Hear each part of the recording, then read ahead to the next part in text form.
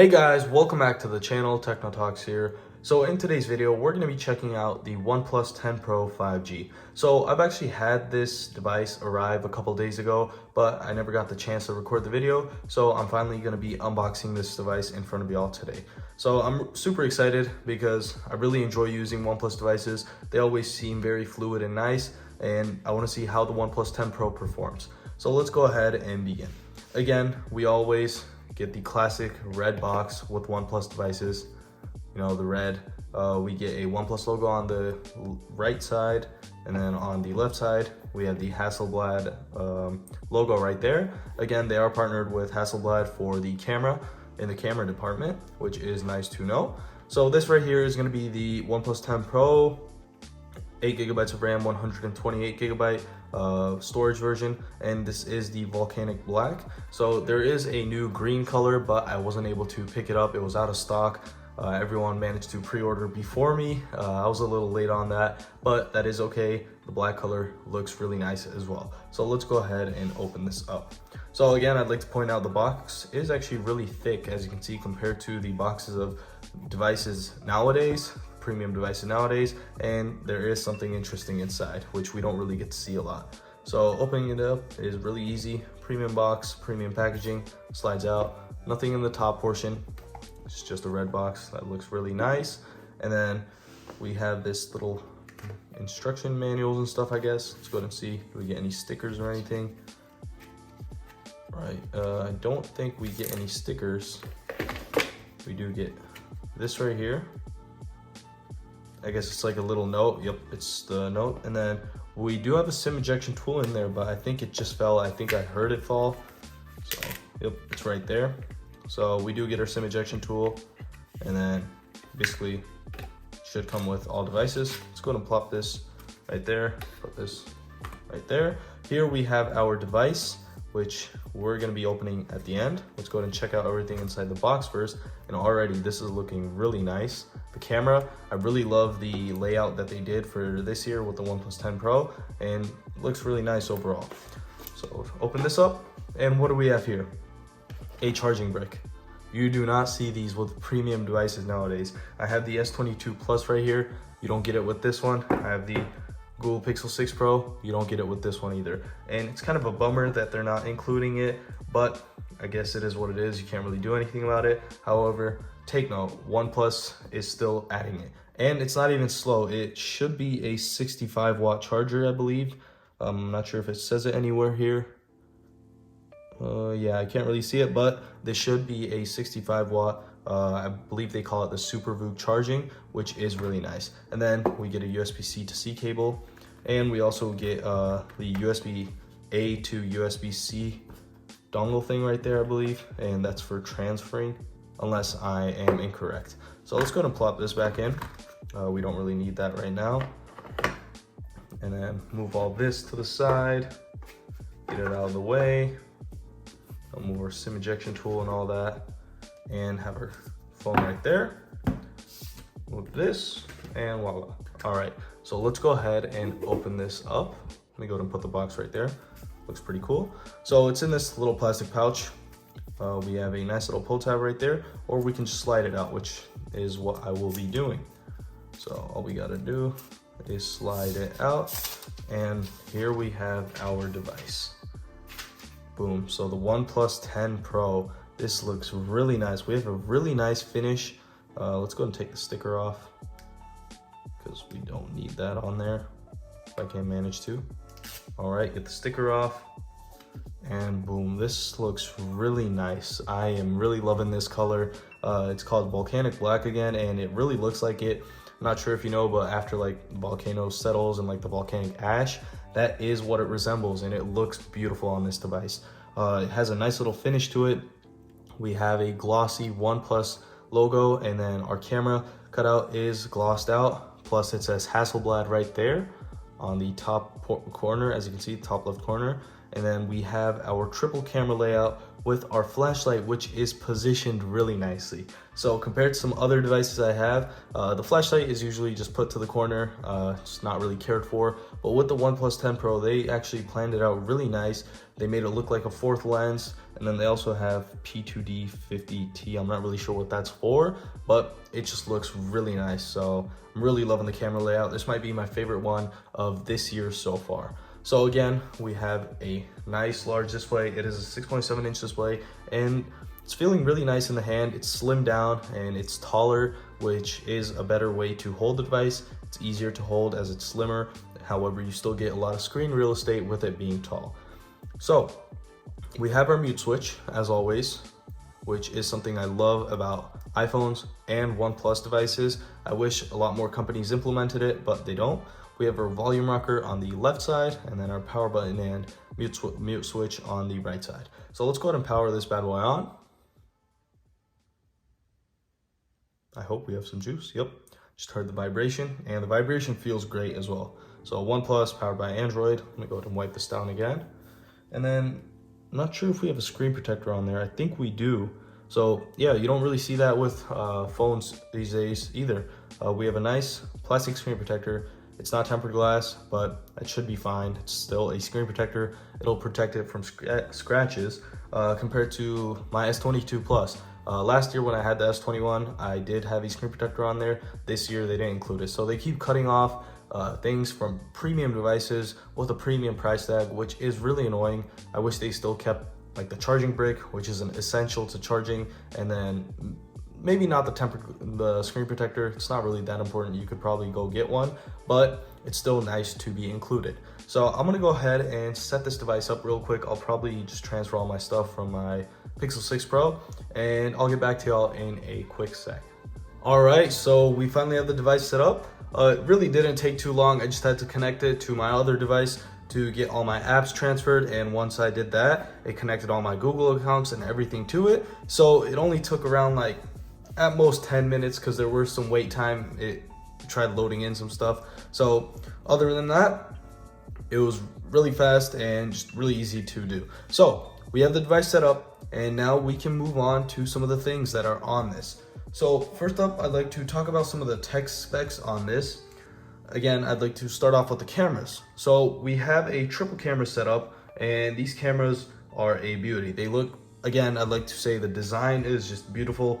OnePlus has really upped their game with the design. And so here we have a triple camera setup, and then we have our flashlight, which looks like a camera, but it isn't. Don't be fooled by it. However, it does look really nice when it's placed right there. So we have a wide angle camera, which is going to be 48 megapixels, and then we have a 50 megapixel ultra wide camera, and then we have an 8 megapixel telephoto for those really close up shots, which is really nice. So I will get into more of the recording features later on once I actually go into the camera app, but for now, that is going to be the rear camera. And then for our selfie camera, which is located on the top left corner, that is going to be a 32 megapixel camera, which is a pretty high megapixel count, so it'll take some really nice detailed photos. So let's go ahead and open this device up. All right, so I do really want to quickly go into our settings and change the wallpaper. I actually want to use one of the wallpapers that OnePlus has already added. All right, so it's easy as that. Got our wallpaper changed, and now we can check out some of the settings on this phone. So let's go to our settings. All right, I'd like to start off with the display. So, oops, wrong area, display. So we have dark mode, light mode, obviously. Let's go ahead and keep it on light mode for now so it looks better on display. And then we have auto switch, which is going to be sunset to sunrise, which is what I usually keep it at, but sometimes I do tend to keep dark mode on at all times. We have our auto brightness. Let's just keep that off so it doesn't change it. Nature tone display, automatically adjust screen color temperature according to ambient lighting, which we can keep on. And then we have our eye comfort shield, which is going to reduce blue light from the screen and alleviates eye strain. So you can go ahead and keep this on, but I'm going to keep it off for now. Other than that, we have image sharpener, video color enhancer. These are really great features, which I will definitely be turning on. However, these will use a lot more battery life, but I don't really see an issue as you do get a 65 watt capable charging brick in the box. Again, I'd like to just point that out. It is really nice that we get that. And then bright HDR video mode, let's go and keep that on. Auto rotate, auto screen off, obviously the highest for me. I really don't like it when it is at like 30 seconds because it usually just turns off. Here we have our screen resolution. So we have Full HD+, and then QHD plus, Quad HD plus basically, which is going to be 3216 by 1440, which is a really great resolution. And then Full HD plus is 2412 by 1080, so it is 1080p and then 1440p. So again, I'd like to point out that with my S10 Plus, I was able to do that with my S22 Ultra. I was able to change it, and between Full HD and Quad HD, you really don't see a big difference. And so I did keep it on Full HD at a lot of the times. However, since we have a really large 5000 milliamp hour battery, I'm definitely going to be keeping it on Quad HD. And then we also have an option, to auto select, saves power by automatically switching the screen resolution according to the display content. So let's go ahead and actually turn this on. I've actually never used it, but I'm going to go ahead and keep that on. Other than that, we have our screen refresh rate, which is high and standard, a maximum refresh rate of 120 Hertz for smoother animations and operations. And then this actually is able to lower the screen refresh rate. So it's not just 120, it is going to lower it obviously down to 60 for the content if it only uses 60, and then it'll bring you back up to 120. So that will be saving on battery, which is something we see on flagships nowadays. So it is getting pretty common, but it is nevertheless a nice feature to have. And then we have our standard for maximum refresh rate of 60 Hertz, and that will definitely conserve a lot of battery. But again, charges super fast. We have a large battery. I don't really see the need for that. So screen display settings, show front camera, hide front camera display by app, full screen display on, full screen display off. And then these basically, let's go ahead and just keep, am I able to do it right now? Oh, all right, so you have to do this separately in a separate setting, but that is fine. Again, so we have a really nice display on this phone already from using it. It looks really nice. And then our curved edges for the display, they are very subtle, so it feels really nice. Maybe not as subtle as the S22 Ultra or the Note 22 Ultra. However, still does look really nice, and especially with this thinner design, and also it's not as wide, so it is a little narrower from side to side. You are able to hold it easily, and the edges don't really bother you, and it just looks really great overall. It gives like this nice waterfall feature where the display goes off to the sides, which I personally like for looks, but then for usage, a lot of people don't like it, me included. I'd rather have a flat display to use, but for looks, this is definitely gonna be the winner. So we have our sounds and vibrations. These are all the sound settings, vibration settings, haptics and tones. So Q haptics. haptics. All new haptics mimic the feel of real materials and natural interactions for true to life immersive experience. So we have a new haptic system, which what I can tell when I swipe back from the sides, it feels really nice overall. So password and security is going to be something I want to get on. So you are able to use face unlock and a fingerprint sensor, which is really nice. So compared to the Pixel 6 Pro, I know I'm comparing it a little. However, I will be making a comparison video very soon between these devices. But compared to the Pixel 6 Pro, which we don't have face unlock, this is a really neat feature to have. So let's go ahead and actually get these set up. I already set up a password really quick, and now we can move on to our fingerprint. So it asks me to enter my password, which I will be doing. And then here we have our fingerprint sensor. So it is a little higher than last year compared to the OnePlus 9 Pro. And so it is in a nicer position, which I really like. So compared to it being down here, having it higher will definitely be a lot more comfortable. So you don't have to bring your thumb all the way down there. And then compared to the Samsungs, they are a tad bit higher, which honestly is my favorite feeling fingerprint sensor placement so far on any device. So let's go ahead and get the sides, bottom, the top, just try and get all around, and done. So you can add multiple, you are recommended to also enroll your face and use face unlock. So I'll be doing that, but before that, you can add multiple fingerprints of the same finger. That definitely does increase the speed that it usually works at, but you don't need to, as it is already pretty fast, which I'll be showing you after I get the face unlock set up. So let's go to enroll. All you got to do is add face, continue, and we have to, oops, all right, got my face. So raise to wake is turned on, which will help with that. So enter home screen after locking. I'm gonna keep that on. Brighten, so basically you don't have to swipe anywhere, it just goes into your home screen. Brighten screen in dim light, keep that on, and require eyes to be open, which is something I definitely recommend keeping on so nobody just places your phone when you're closing your eyes. Or let's say one of your friends grab your phone to get the face unlock working, just close your eyes and they won't be able to access it. So it's a neat feature to have. So let's go ahead and actually I'm gonna go ahead and I'll set those up later, so you can actually have app lock with your face and then private safe. I guess that's like a safe, but we'll do those later. So first up, let's go ahead and test out the fingerprint sensor. I'm gonna place my finger and boom, it's instant, as you can see. And then, all right, so that was the shelf. Let's get out of that. So it just works instantly, which is really nice. And I think it just scanned my face somehow. All right, so now let's go ahead and use face unlock. I'm gonna go ahead and raise to wake, and boom, it's instantaneous, which is something awesome. So it works instantly, you have no issues with that. And that is overall just a great feature to have, having really smooth face unlock and having a really smooth fingerprint sensor. So let's go ahead and move on to some other settings. So let's go ahead and check some more out. So battery settings, let's get onto there. So 36% gives you some time updates. Power saving mode, we have power saving mode, turn off automatically turns off power saving mode when the battery is charged to 90%. And then we can have it turn on at a specified level. I'm gonna go ahead and keep that at like 20%, actually. Let's bring it down to 15%. So it'll automatically turn on once the device is at 15%. And then we can turn it on manually if we do want to. So let's go back, reverse wireless charging. So this will basically allow you to charge other devices. So to test this out, let's go ahead and turn it on. Automatically turns off if your phone does not detect a device to charge within 2 minutes, which is a neat feature. And then disable when battery is low. So once it gets lower than 25%, it'll disable it automatically. So let's go ahead and place the Pixel 6 Pro.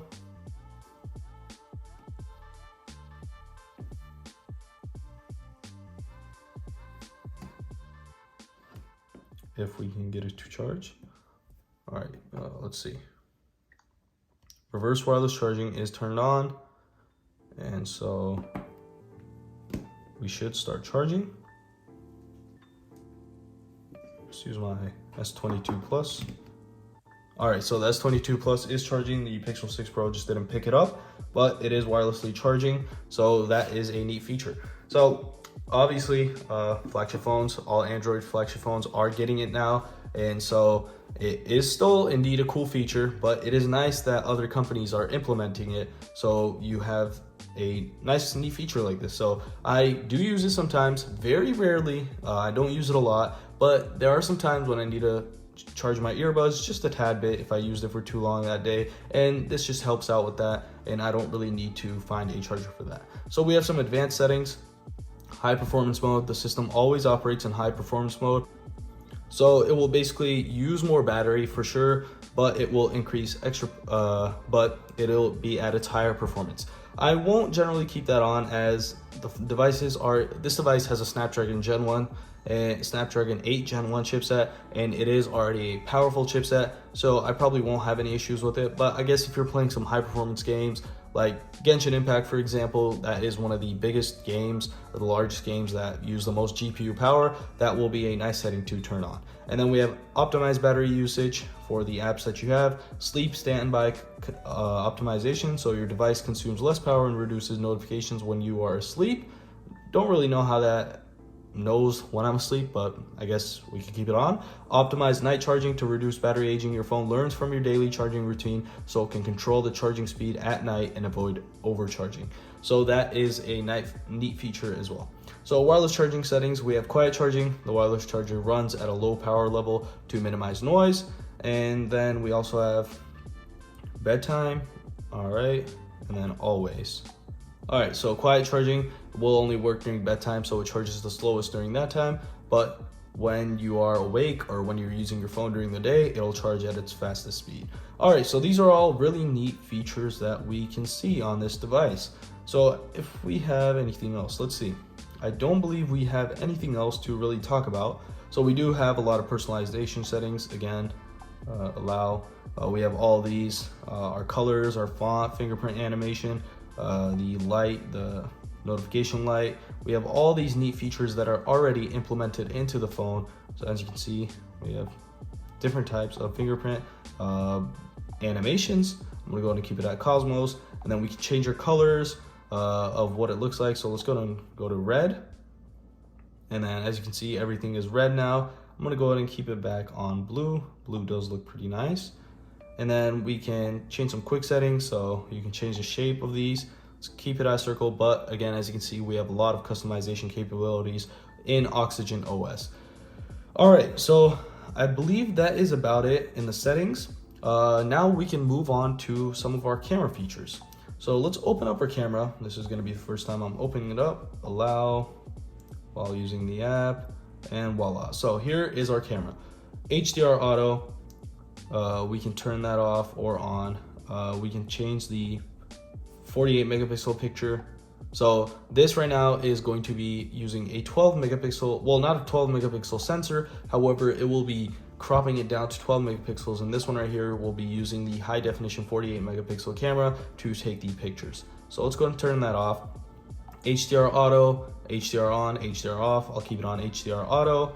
Let's move on to our video settings. So for video, we have a setting for ultra steady, change to a supported resolution, which is going to be, let's go ahead and change that again, 1080p 60 fps. So you can't record at 4K 60. However, this will stabilize it a lot, and also you do need a bright area. So during the daytime shots, this will look great. However, in the nighttime, it doesn't really look great. This is going to be my experience from my Samsung devices. They've had this super steady feature for a while, and in nighttime shots or in darker areas, the video quality does drop with super steady mode.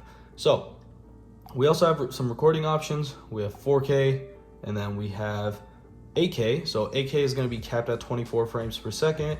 However, your 4K is going to be at 60 frames per second. And then we have 1080p and 720. 720 is actually pretty weird to have on a device like this. I'm not sure why they would include it. Let's go ahead and see. It still does look pretty decent, but I don't know why anybody would use 720. 8K does crop a lot, as you can see. And then let's go on to 4K. So 4K is the best option in my opinion. So we have some portrait modes, and then we have a more setting where we have pro camera. That's going to be in cooperation with Hasselblad. We have all these pro settings. You can change the ISO, shutter speed, EV, focus, and white balance.